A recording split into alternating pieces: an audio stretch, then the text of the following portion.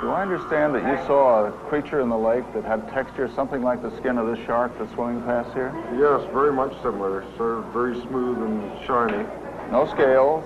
No, very similar to the shark and very similar to a whale's skin. Have you seen sharks and whales up close? Oh, yes, I have. In an attempt to identify what he had seen, Ed met with Willard Bascom, director of the Southern California Coastal Waters Research Project. Beside the tanks at a nearby museum, Fletcher compared the monster he had seen with some of the aquarium's underwater creatures. Oh, no, it swam this way. Side to side? Yeah. This creature we saw didn't have fins. When it was swimming, it would show mounds in the water, only because of the way it was swimming like a snake. Ed learned that whales are capable of withstanding sudden and extreme changes of depths and pressures. But whales are saltwater mammals, not likely to be found in a mountain lake.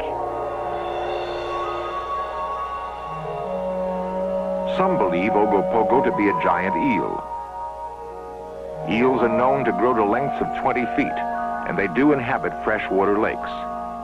One theory states that eunuch eels with little or no sex drive do not participate in the mating migration, but remain feeding on the bottom of lakes and grow to enormous size. Could Ogopogo be one of these? As their first attempt was inconclusive, our divers decide to try again.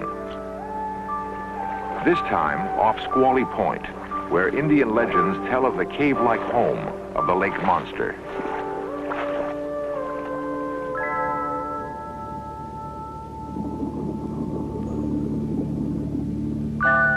As the divers descended, the water grew painfully cold.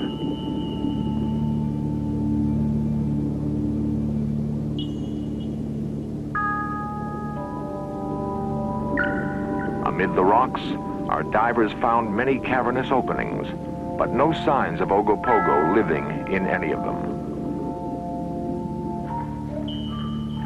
Unable to capture the monster on film, our searchers had one more contact to make.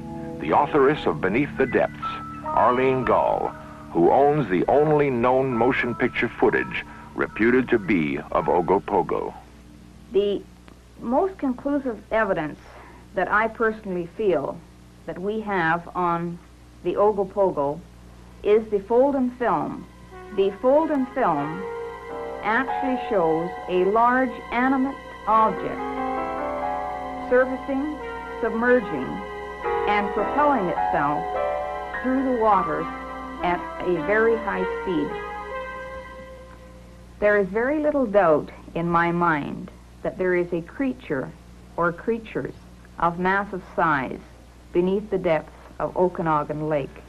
We optically enlarged the film, and on close examination, there was indeed a large object moving through the water, as shown by the white foam.